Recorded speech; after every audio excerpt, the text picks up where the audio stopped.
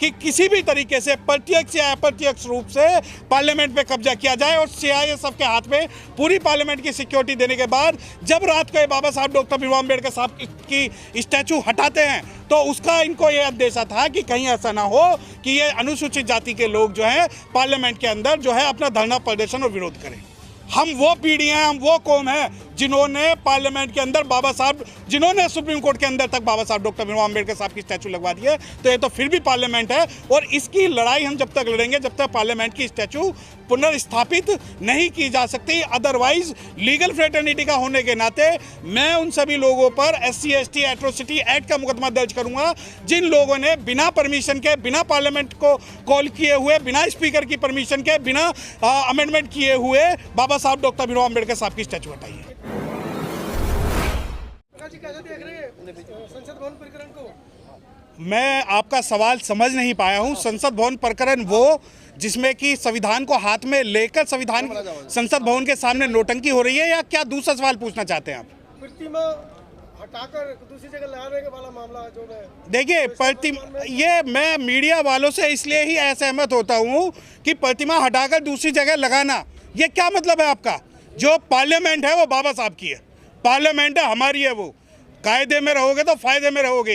ये कोई दूसरी मूर्ति नहीं है कि जिसमें हटा दिया गया। अभी एक आपके पत्रकार बंधु ने सवाल पूछा कि एक नेता ने कहा कि मूर्तियां तो और भी हटी हैं, तो मैं आपको बता दूं कि मूर्तियां चाहे वहाँ 1000 लग रही हों, परंतु बाबा साहब के जो बच्चे हैं, जो बाबा साहब के सिपाही हैं, वो 14 अप्रैल पर और 6 दिसंबर पर जब पार्लियामेंट के अंदर पुष्पांजलि अर्जित करने जाते थे तो बाबा साहब का स्लोगन कि पार्लियामेंट इज द मास्टर की which can acquire the power of the progress, तो वो देखने जाते थे। जब आप तुलना करते हो बाबा साहब डॉक्टर भीमराव अम्बेडकर साहब की स्टैचू की दूसरी स्टैचू से तो बिल्कुल गलती करते हो। जहां एक तरफ महात्मा गांधी जी की मूर्ति जिसके सामने अनशन होता था है और दूसरी तरफ बाबा साहब डॉक्टर भीमराव अम्बेडकर साहब की स्टैचू है। मैं बता दूं कि 2024 का जो 14 अप्रैल था उसके अंदर ये भाप गए थे कि ये लोग जो है सत्ता की क्रांति करेंगे। ये लोग सिर्फ मूर्ति, ये जब आप सवाल करते हो प्रतिमा हटा दी गई, ये प्रतिमा नहीं हटाई गई। 2 अप्रैल 2018 नहीं 2 अप्रैल 2018 का कंपैरिजन मत कीजिए। मैं बता दूं कि 2 अप्रैल 2018 का जो आंदोलन था वो फीका पड़ जाएगा। कच्छ से कन्याकुमारी और कश्मीर से कन्याकुमारी और कच्छ से कोहिमा तक आज हर व्यक्ति जो अपने आप को अम्बेडकराइट कहता है उसके मन में दर्द है। और जब ये सवाल सिर्फ प्रतिमा हटाने का नहीं है, सवाल ये है कि पार्लियामेंट के अंदर जितनी भी प्रतिमाएं लगी हैं उस किसी भी प्रतिमा को लगाने के लिए इतना संघर्ष नहीं किया गया जितना संघर्ष बाबा साहब डॉक्टर भीमराव अम्बेडकर साहब की प्रतिमा को लगाने के लिए किया गया। जेल भरो आंदोलन किया गया। अगर आप महात्मा गांधी जी की तस्वीर की बाबा साहब से की प्रतिमा से तुलना करते हैं तो बिल्कुल गलत करते हैं, क्योंकि जब महात्मा गांधी की तस्वीर लगी कोई अरेस्ट नहीं हुआ, कोई जेल भरो आंदोलन नहीं हुआ, परंतु बाबा साहब डॉक्टर भीमराव अम्बेडकर साहब की जब स्टैचू लगी तो BP मौर्य साहब के निर्देशन में, दिशा निर्देश में पूरे भारत के अंदर जो है ये आंदोलन हुआ, तब जाके मूर्ति लगी। और ये मूर्ति कोई खैरात में नहीं मिली हुई नहीं है। ये आप ये देखिए कि जिस संविधान से पार्लियामेंट चलता है, जिस संविधान से कलाकंद खाने वाले 131 सांसद बैठे हैं, वो सारे आज मुंह में दही जमा कर बैठे हैं। और ये सवाल सिर्फ ये नहीं कि बाबा साहब की प्रतिमा हटा दी ना, अगर पूरी दुनिया में भारत का पार्लियामेंट और भारत का लोकतंत्र जाना जाता है तो वो डॉक्टर भीमराव अम्बेडकर के नाम से जाना जाता है, किसी अन्य के साथ नहीं जाना जाता। ये डिमांड तो आप ही की थी कि नए संसद भवन में बाबा साहब की प्रतिमा लगनी चाहिए, वो लगा तो रहे। देखिए, हमें ना तो हमने ये डिमांड की कि नया संसद भवन बने। जब आप ये सवाल करते हैं नया संसद भवन, तो मेरी आपत्ति है, डिफामेशन सूट फाइल करूंगा मैं सबके खिलाफ। नया संसद भवन नहीं, ये जो है एक असली संसद भवन है और एक नकली संसद भवन है। एक असली संसद भवन वो है जिसके अंदर बाबा साहब डॉक्टर भीमराव अम्बेडकर साहब ने अपनी उंगली की हुई थी कि ये पॉलिटिकल पावर है।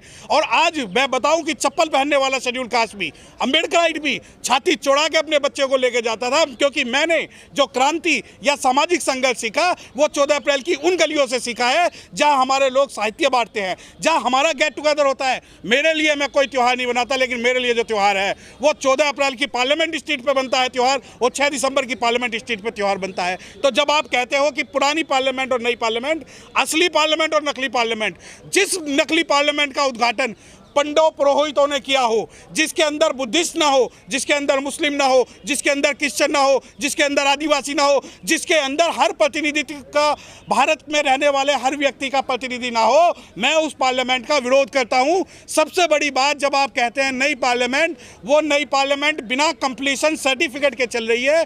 वो पार्लियामेंट को क्लियरेंस सर्टिफिकेट ऑपरेट करने के लिए नहीं मिला है, और यही कारण है कि जब वो दो पार्लियामेंट के अंदर जो सुरक्षा में सेंध हुई, वो इनकम्प्लीट सर्टिफिकेट और अनकम्प्लीशन सर्टिफिकेट की वजह से हुई है। अच्छा, अब इसमें भी घालमेल है। ये घालमेल क्या है, मैं आपको बता रहा हूँ। कंप्लीशन सर्टिफिकेट नहीं है, नई पार्लियामेंट का आज भी काम चल रहा है, उसमें एनओसी नहीं मिली हुई, और सुरक्षा में जो सेंध हुई वो कहीं ना कहीं इस कारण से हुई। और मैं बता दूं, बाबा साहब डॉक्टर भीमराव अम्बेडकर साहब की जो स्टैचू है, उसे हटाने का षड्यंत्र कैसे रचा गया, शायद आपको ये बात ना पता हो। एक मैं अंदर की बात बता दूं कि पहले पार्लियामेंट की जो सिक्योरिटी थी वो 3 चरणों में होती थी।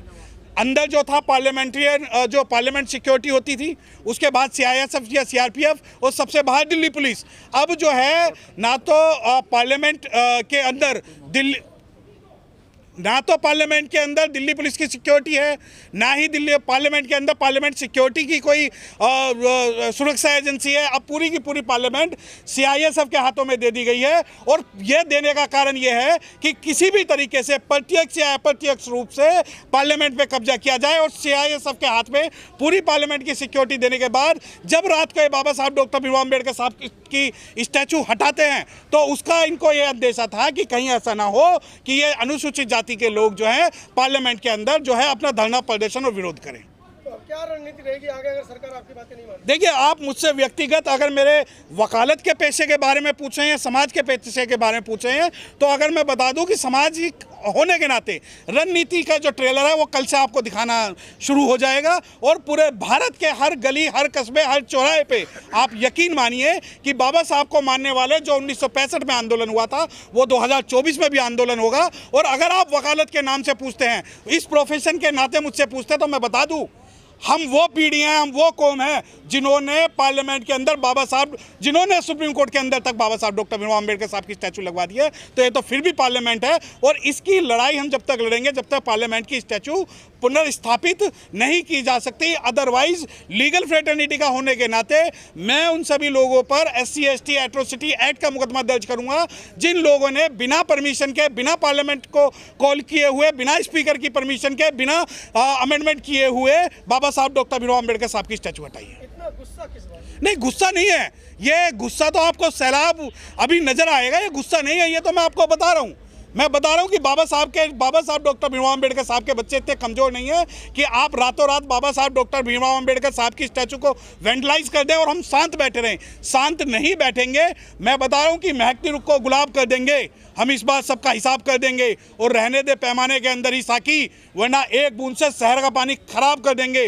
तो जितने ये एडवोकेट हैं, ये एडवोकेट ने भारत के अंदर पहले भी क्रांति की थी, 2 अप्रैल में भी साथ रहे थे, और अब भी साथ हैं, और हमेशा इस संघर्ष को लड़ने के लिए तैयार रहेंगे।